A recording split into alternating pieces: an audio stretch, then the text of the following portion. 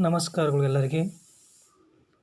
2020-21ನೇ ಸಾಲಿನ student attendance download ಮಾಡುವುದು ಹೇಗೆ? ನಾವು ಈಗಾಗಲೇ ವಿದ್ಯಾರ್ಥಿ ಸಾಧನೆ ಟ್ರ್ಯಾಕಿಂಗ್ ವ್ಯವಸ್ಥೆ ಕರ್ನಾಟಕ ಮಾಹಿತಿಯನ್ನು ಓಪನ್ ಮಾಡಿದ್ದೇವೆ. ಇದರಲ್ಲಿ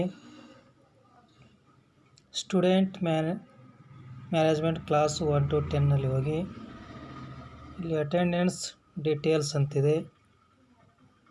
ಈ ಅಟೆಂಡೆನ್ಸ್ ಡೀಟೇಲ್ಸ್ನಲ್ಲಿ ಮೊದಲನೇದು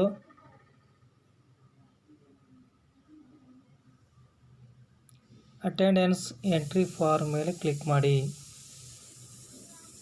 ತದನಂತರ ನಮಗೆ ಈ ರೀತಿಯಾಗಿ ಒಂದು ಇಂಟರ್ಫೇಸ್ ಓಪನ್ ಆಗ್ತದೆ. ಇದರಲ್ಲಿ ನಾವು ಎಲ್ಲ ತರಗತಿಗಳ ಮಾಹಿತಿಯನ್ನು ಒಮ್ಮೆಲೆ ಪಡಿಬಹುದು ಮತ್ತು ತರಗತಿ ವಾರನೂ ಮಾಹಿತಿಯನ್ನು ಪಡೆದುಕೊಳ್ಳಬಹುದು.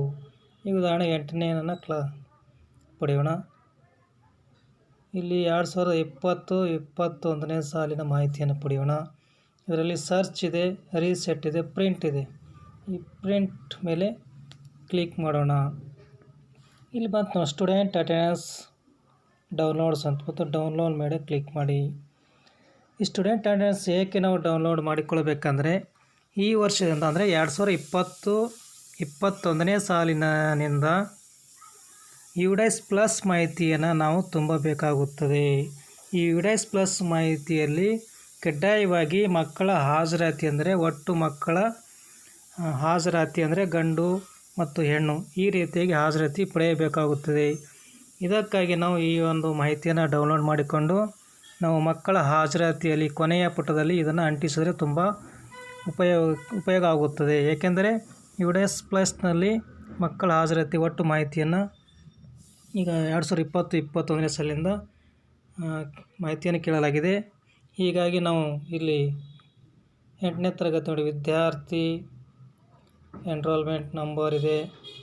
ನಾವು ವಿದ್ಯಾಗಮ ಆಧಾರದ ಮೇಲೆ ಅಂದರೆ ಆಗಸ್ಟ್ನಿಂದ ನಾವು ಏಪ್ರಿಲ್ವರೆಗೆ ನಾವು ಹಾಜರಾತಿಯನ್ನು ಭರ್ತಿ ಮಾಡಿದ್ದೇವೆ.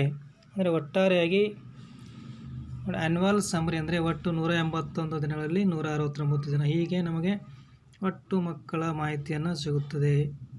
ಈ ರೀತಿಯಾಗಿ ನಾವು ಡೌನ್ಲೋಡ್ ಮಾಡಿಕೊಂಡು ಮಕ್ಕಳ ಹಾಜರಾತಿಯ ಕೊನೆಪಟ್ಟದಲ್ಲಿಟ್ಟರೆ ಮುಂದಿನ ದಿನಗಳಲ್ಲಿ ಒಟ್ಟು ಹಾಜರಾತಿ ಮಾಹಿತಿಯನ್ನು ಭರ್ತಿ ಮಾಡಲು ತುಂಬ ಸಹಾಯಕವಾಗುತ್ತದೆ. ಈ ಮಾಹಿತಿಯನ್ನು ಇಷ್ಟವಾದರೆ ಲೈಕ್ ಮಾಡಿ, ಶೇರ್ ಮಾಡಿ, ಸಬ್ಸ್ಕ್ರೈಬ್ ಮಾಡಿ, ಪ್ರೋತ್ಸಾಹಿಸಿ ಎಂದು ತಮ್ಮಲ್ಲಿ ಕೇಳಿಕೊಳ್ಳುತ್ತೇನೆ. ಧನ್ಯವಾದಗಳೊಂದಿಗೆ.